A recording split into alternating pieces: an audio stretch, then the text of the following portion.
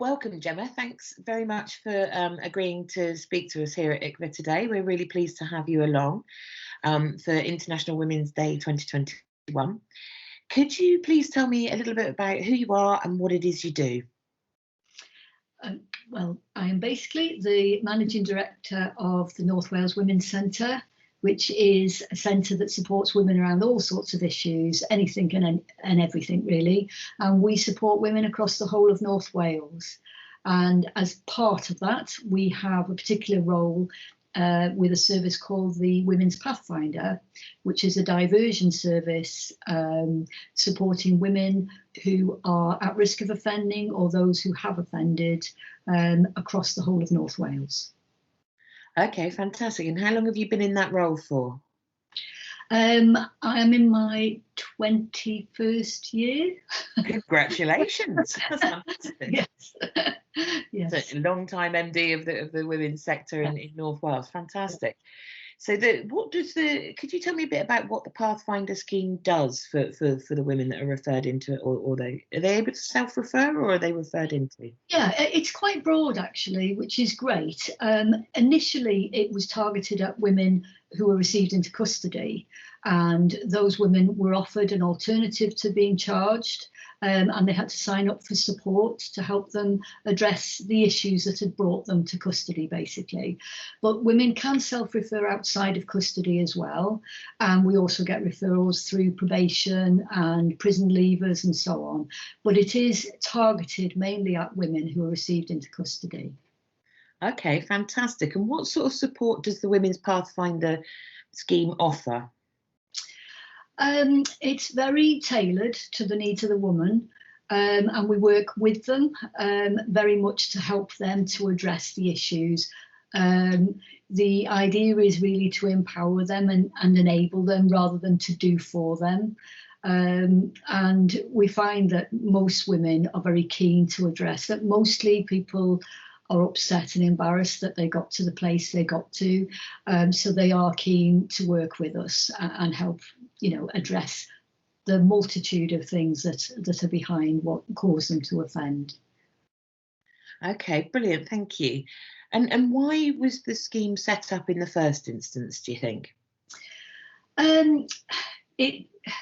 It really came from the recommendations of the Corston report back in 2007, and there was a review again in 2013, and since then we have the female offender strategy, which then also kind of pushed Welsh Government, or not Welsh Government I should say, HMPPS Wales, to develop the Women's Blueprint in Wales as well. So there has been a real kind of focus on accepting that the needs of women who offend are different. There's a different approach because the causes of their offending are often different to that of men. So yes, I would say the Pathfinder is the result of all of that research and all of that knowledge, and it's an understanding that you can divert women or even intervene early to prevent them being there at all. Fantastic. Okay, thank you. And what area, so you've said you work in North Wales primarily for your service. Do you have other areas that you work in as well, or are there similar schemes in other areas for people who might be watching who wonder what's in their space? There are diversion schemes, as they're known, across the UK, and certainly across all of Wales. There is very much a joined up approach, what they call a whole system approach to women's offending. So each area, Dyfed, Powys and South Wales, they have their own versions of diversion for women.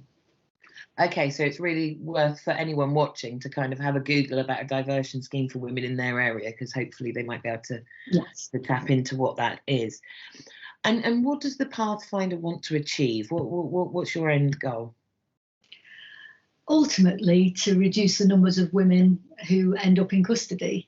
That is obviously the hope of everybody, but we recognise that some women do end up in custody, and to be there and for those schemes to be embedded as part of custody, I think is really where we would like to be. Yes. Lovely, thank you. And could you tell me a little bit, you obviously have vast experience in the sector. Could you tell me a little bit about how women's needs differ from the needs of men in custody? And I suppose it comes back to the reasons that women have offended, and there could be a multitude of kind of complex needs behind this, which includes domestic abuse and coercion and sexual abuse, debt, particularly things like there's the kind of grooming effect. There's so many wide and interrelated reasons behind why women end up in custody. So I think we need to have an approach that kind of is understanding and has, if you like, an emotional intelligence in order to actually be supportive and to get engagement with the women. Because if they sense that there is no understanding, then we're never going to get anywhere. Okay, brilliant. Thank you very much. And could you maybe talk me through some support that a woman's had, sort of a case study or something along those lines of how you'd work with a woman who's been through police custody, please? Yes, of course. There's so many examples I can think of. Our caseworkers do such phenomenal work, but what I would say is probably key to all of the work they do is the trusted relationship that they create. And I think there has to be trust there for there to be any positive outcomes. Recently, I had an example given to me of a woman who was very much addicted to opiates and quite heavy drug misuse. And the support of the caseworker was phenomenal in that it gave her just that little bit of support that enabled her to engage with rehab and stick with it, but for herself, not because someone else was telling her. And it took a while to kind of get that trust and for her to sort of see that it could actually have some real positive outcomes for her. And that relationship again underpinned this. There was a trust in what was being said to her, that there was going to be positives and a good outcome at the end of it. So yes, I've seen this story many times with many women, that sometimes that little bit of support at the end of a phone on a regular basis can be the difference between making it through to reducing their use of drugs or alcohol, and a plethora of other issues as well. Hope that helps. Yeah, no, that's brilliant. And you know, those roads are hard traveled roads, aren't they? And to have support in order to do that. I mean, I think that means that I probably know your answer to the next question, but let's answer it anyway. What are you most proud of? It is those positive outcomes. They're absolutely phenomenal. I mean, we have a weekly support meeting with the team, and I ask them how they're getting on, and they often flag up a case. And it is those stories, and when you realise how complex these women are, that to actually know that your team's intervention has actually changed that woman's life so much for the better. It's just, yeah, it's why we go to work every day and why we put up with the headaches of fundraising and all the rest of it. Yeah. It does make it all worthwhile. And I would say that for each worker, that's why they do it as well. That, you know, there's so much payback to see. And it may not be to another person much of a distance travelled, but we know what it has meant to that woman to maybe make those first steps or what seem to be giant steps for her. Fantastic, thank you. I can see the kind of enjoyment and pride just shining out of your face for your service and for your staff. It's wonderful. How do you think you being a woman managing the service helps shape your service offer?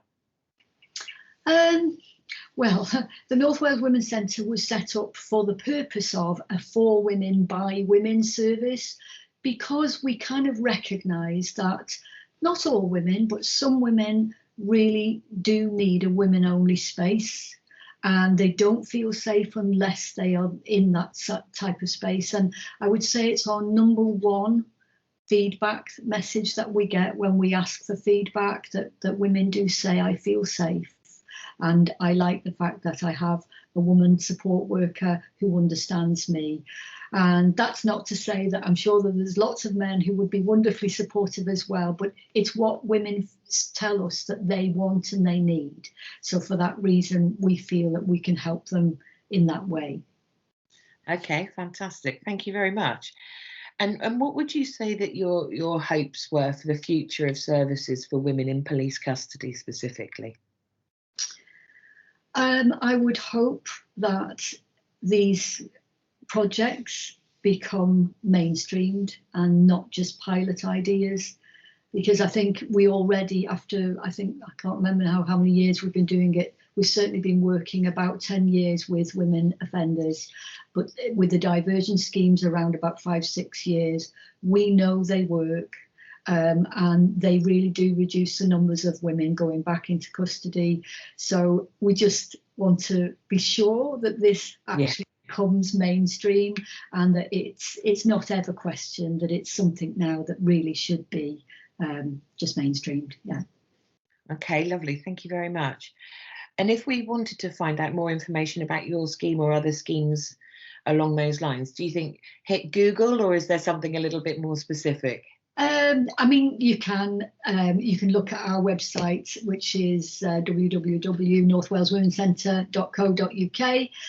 But I have to say, it is such a recognised thing now that I think if you just put in women's diversion scheme, you could learn a lot, because there are so many really fantastic schemes across the UK and beyond as well. This isn't new news in many ways. I think it's been proven in all over the world that these kind of schemes do work. Perfect, thank you. And is there anything you'd like to say to sort of other women on International Women's Day, a little snapshot to leave us on? It's just wonderful to be part of what is a celebration. I feel I've been celebrating it for the 21 years we've been delivering services, and to help other women help each other has been a fantastic place to be. So yes, happy International Women's Day to everybody out there. That's perfect, and happy International Women's Day to you too, and your staff and your wonderful clients. Thank you very much.